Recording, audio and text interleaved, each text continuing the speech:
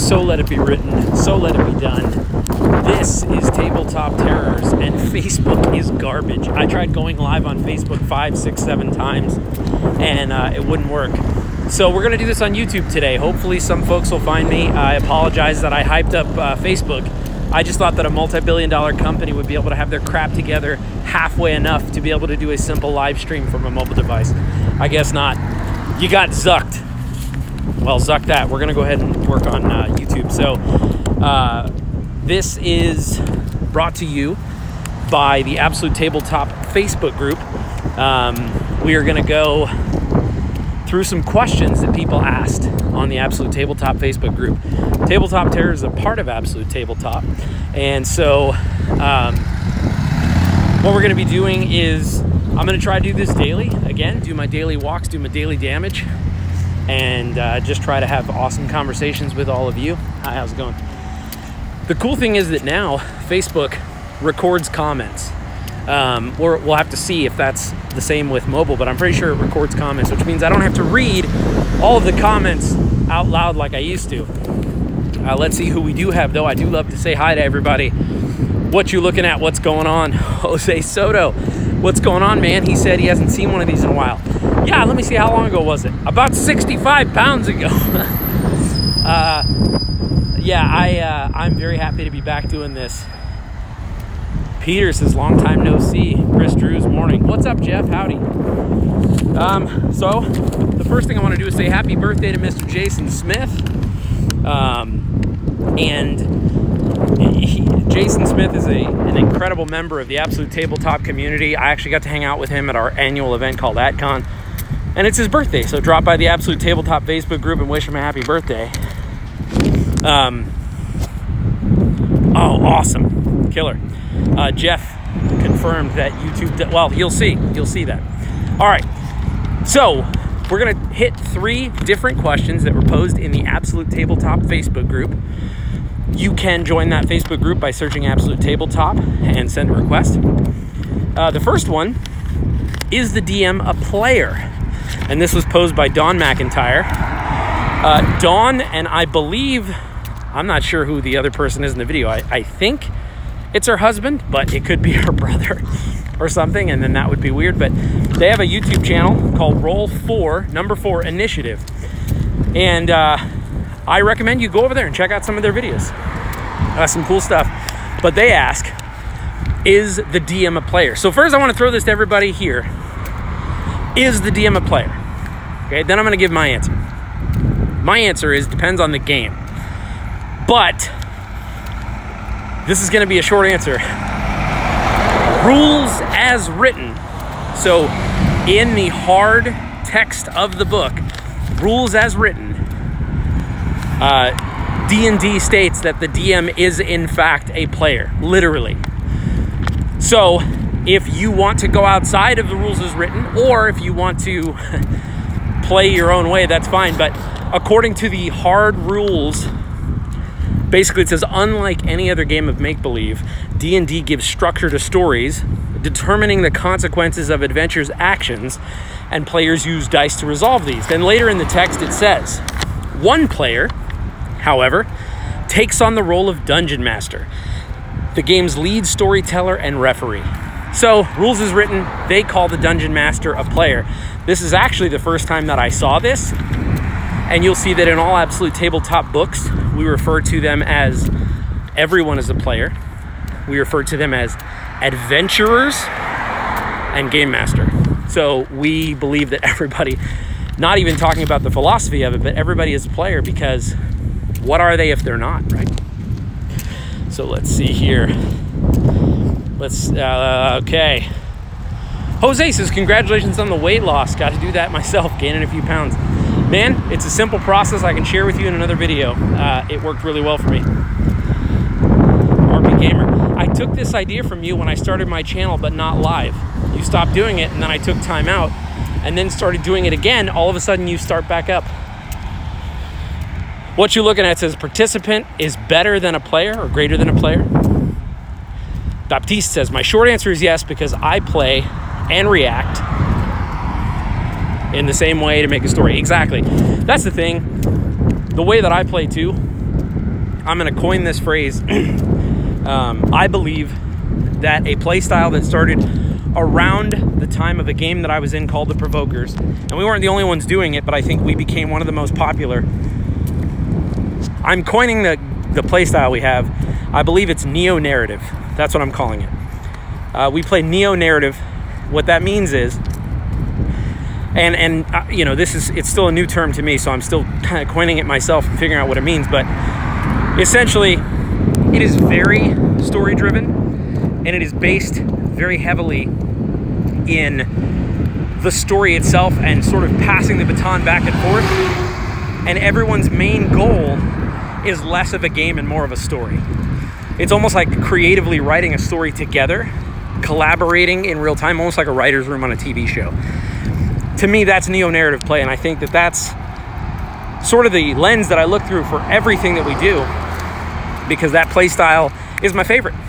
So in neo-narrative play, yes, the game master is a player, because in a lot of cases, they just are the referee and have sort of the guidelines prepared, but many of the players have agency as well. And in fact, we were just playing a game of The Provoker Season 2, and I threw it over to a few of the players to answer questions that were on my turn.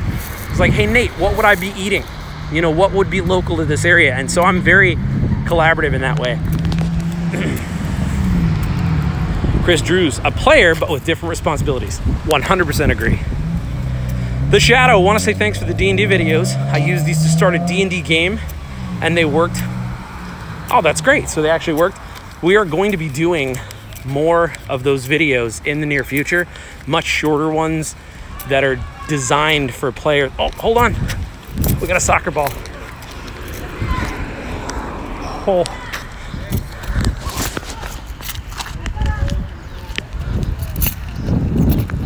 You got it. Thank you. For sure. Sorry. That soccer ball almost hit that car. But yes, we were in a group, we're going to make some of these videos that are a little more digestible. A lot of people on YouTube gave us a lot of crap for how long-winded we are, so I'm going to probably edit them down. Jesse, love you, Timno. Love you too, man. RPGamer, I consider my GM a player because they react to the players the same way players react to the NPCs. Very true. Lawrence Kentworthy, interesting how a GM can be considered a referee of the game and still a player, but I don't think many people would consider the referee in a sport a player. That's true. The thing is, though, is that, well, let me put it this way. In an official league, but in casual games, the referee can definitely be a player because you're all the referee to a degree. Meaning, in a game of, you know, two-hand touch, I'll give you an example. I was just playing racquetball with my brother the other day. We both decide, like, yeah, that was short. We collaboratively decide because it's not official. It's not formal. If it was more official and formal, we probably would have a rules adjudicator. But the other thing, though, is that that's the beauty of D&D, is that it's a little bit less of a game and more of a, well, collaborative storytelling exercise. So, yeah, that is a really interesting point, though. I'll think about that.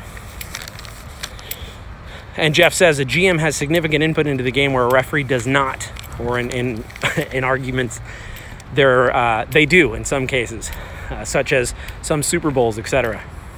Blake Bailey says, I'd say DMs are not players because there's an expectation to cater and preserve the player characters within reason. I don't know, man. I don't think that does it for me.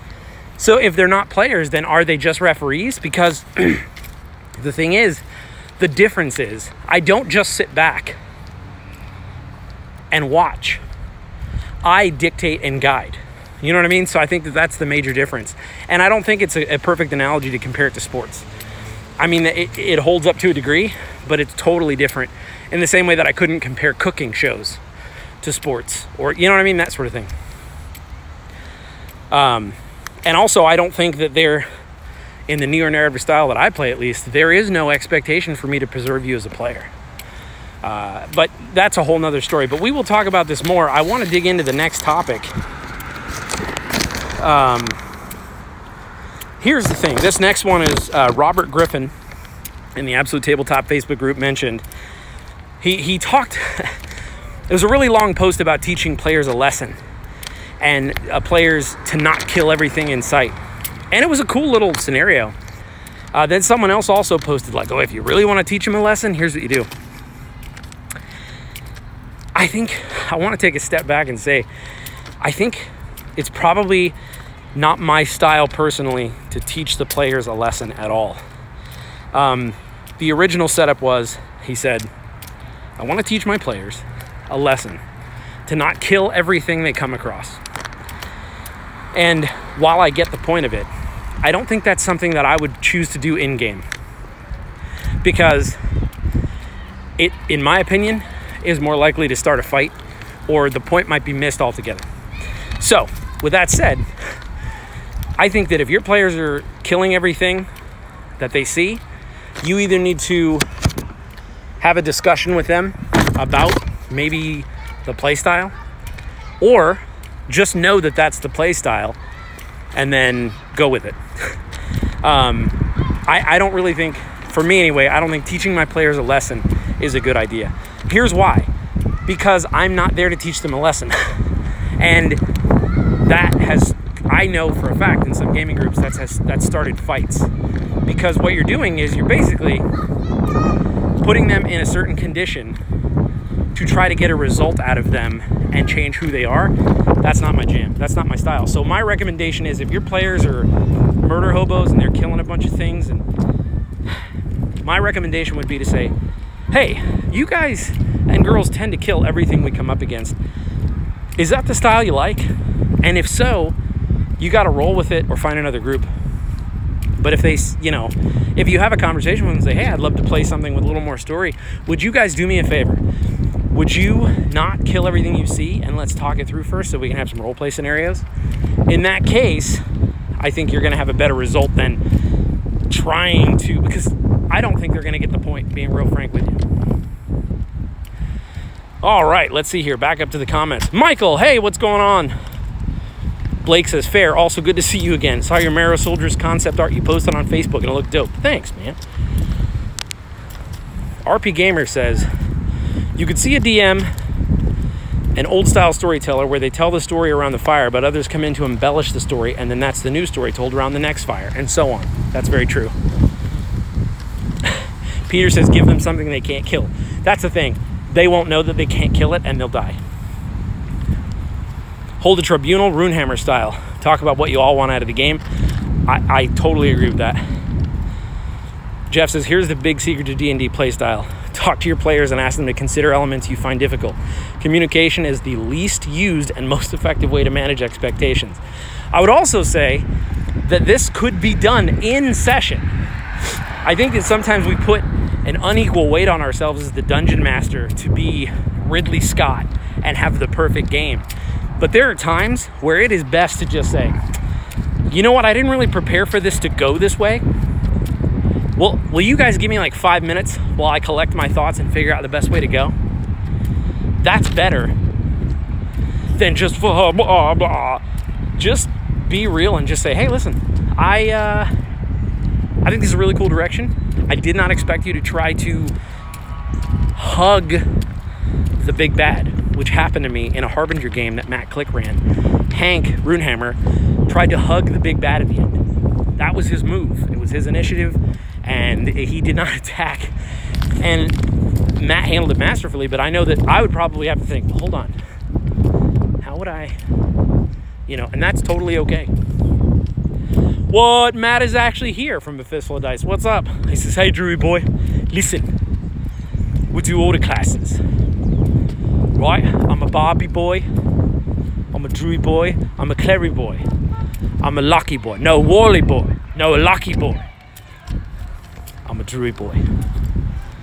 Jeff says, agreed, Tim. Just talk to your dang players. It's often that easy. Right, but I think that there's definitely a measure of pride that we feel. Like I said, like the onus is on us for everyone to have fun. It's up to me to prepare something that is a really good list of ingredients. It's up to all of us to throw down and make some delicious meal of D&D. And I think that was something that it was really hard for me to come to terms with, was I thought it was up to me to make everything go. And that's just unreasonable. So don't put that on yourself. The Raven rolls. Hey, what's going on? How's it going? RPGamer says, I would talk to the players, but not put the blame on them. Say something like, I'm having an issue. That's a really good way. That is a very good point. Put it on yourself, or make it general. And just say, hey, I was wondering, would you guys be open to exploring X, Y, or Z? Or, you know, I'm having some challenges coming up with things that are, you know, fulfilling for me. It basically put it on you. I think it's a really good way to do it. So the final thing that I wanted to talk about today was Player Death by Lloyd Collins. And Lloyd is a prolific GM. He's also a historically brutal GM. So Lloyd will allow players the freedom to live or die, is the way I put it. Because I don't think he kills players on purpose. I think he puts them in perilous situations, and I think that they choose how things go. But his games do have a very high level of lethality. So his critical role table can result in instant death. Things like that. So again, that goes with social contract. You kind of got to know that going in. With that said, he poses some really good questions. The first part of the question is, what happens when a player has to leave the campaign and they don't die? And he's like, how do you handle that? You know, it's a clean break. What does that mean? I think Matt handled this really well in Provoker Season 1. You essentially give them a good reason that is in character to not be around. This happens in television and film all the time. I think there's also an unreasonable expectation for there to be cinematic cohesion, like it's a blockbuster film in every D&D game. That goes back to that neo-narrative style that I talked about. I think that I put a lot of pressure on myself about continuity and making it cinematic, and I want every game that I run to feel like an episode of a killer show. But with limited resources, limited time, and the real goal being hanging out with each other, having a good time, making memories, just give them a great reason in character. I got another one for you. Don't put a reason on it right away. You can just say, oh yeah, so-and-so has been called away. You know? Or they leave in the night and leave a letter saying, there's something pressing I needed to attend to. I'll be back as soon as I can. I mean, heck, even if the players follow them, the idea is that you don't have to say exactly why they're gone right away. You can keep it organically open, and then 2 sessions later, when it makes sense and all the pieces are falling together, you're like, oh, hey, I need something here. Ooh, I know. I'm going to make Jeff's character be here. And there you go. So that's one thing that he mentioned. Let's check the comments here.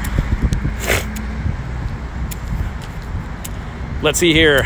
RPGamer says, or bring in the invincible bounty hunter that's there after the group that's killing all these people. That's true too.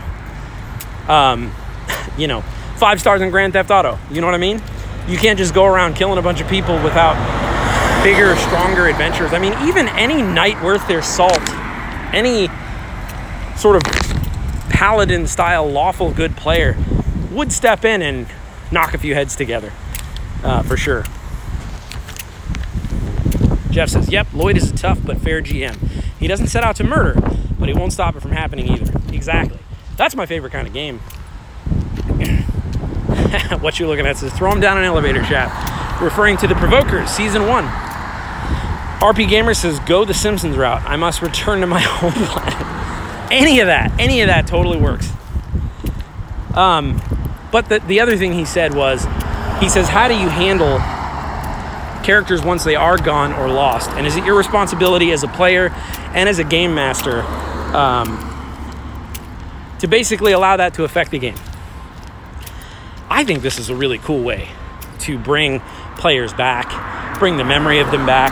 I just did this in a recent campaign where someone that the players ran into was related to a dead character. And this person, who was the father of the dead character, didn't know his daughter was dead. But the players did know. And so I left it up to them whether they wanted to tell him or not. And that's really good conflict to me. And so here are some tips on how you can bring players back after they've died and make it meaningful. I think everybody deals with grief differently. For me personally, it's the little things that sort of hit me. And like an example is that there's someone in my life who passed, and they had left a pair of shoes at my house. That seems innocuous until you're getting ready and you see those shoes, and it's just out of nowhere. It's unexpected, and it kind of like, oh, it hit me. It was this pang of loss, this pang of grief over a pair of shoes. And so I would say leave traces of the character there, but they don't have to be big epic traces. They can be small, like, oh, that was their water skin or their helm or whatever. It's just something they left in your bag that you borrowed, you know, that sort of thing. To me, that's where grief really comes in. It's in the little moments. It's in when you're experiencing that loss. And so that's how I would bring that up. The other thing you can do is the same way that we have people live on in our lives, have someone else know them and tell a story about them. That is just, I think that can be really cool to have an NPC who's like, oh yeah, Balric? Yeah, I remember Balric. He, man, he would always stick his neck out for other people. Now, there's this one time that, and then I would just like make up something, right? And that's not always easy to do, but even just mentioning like, yeah, I can name a few times where Balric stuck his neck out for me. Just having people nod their head and go, yeah, that's Balric. Or talk about their beginnings. That's another good trick where not everybody started out as a hero, you know? Talk about how they were in grade school, or, you know, how they used to mess up when they were a kid. Things that are just real. I think those are good ways to inject a sense of verisimilitude into the world without it being heavy-handed. And not everyone has to be a hero with a monument to be remembered, you know? All right, let's read some comments here. What you looking at? I used to be an adventurer like you until I took an arrow to the knee. Peter says, if a player leaves the group, his character could also quit adventuring, settle down, and perhaps return as a useful NPC in the future. That's brilliant. I think that's really good. Jeff says, I do think that for the style of game I play, it's very important to give death its proper due. A well-done funeral or mourning can be some of the highlights of a campaign. It should matter. And I agree with this, and I think the absence of that can also be very painful, meaning purposefully put the players in a scenario where they're unable to give the character a proper burial, if it makes sense. I'm not saying set out to do this, but as Jeff is saying, if death and paying respects and the proper transition and mourning is a big part of your game, consider withholding that from your players until a later time. And that's crappy to do, but it's good conflict fuel. One more comment here. Hey, Heavenly Hit Points. Is this the first stream in a while? I've actually been streaming every day for 10 years. No, this is the first stream in a while. You haven't missed anything. I've just been focusing on Tabletop Terrors being sort of the back project, and Absolute Tabletop, our publishing company, being the forefront. RPGamer says, maybe something happens and you think, I'd love to tell such and that. Exactly. Because we're making up these stories, look at how it's handled in film and other books, other media. That's also huge. See how other people are doing it well. Starting out with a flashback. Starting the entire session out with a flashback is a really cool tool. And I think that cutaways can actually be really powerful. Matt does this a lot with the provokers, where you kind of get and really there's nothing that pulls on the heartstrings like kids with bad childhoods, and seeing how it shaped them as characters. If it's done tastefully, I think that's a really cool way to bring the character back. Matt says, a PC died on Critical Role, and one of the other PCs took the dead PC's beloved tarot deck and committed to learn how to read them. That's perfect. That is a really good way for someone to carry on in what they believed or what was important to them, making it important to you. So anyway, I think we're gonna end it here.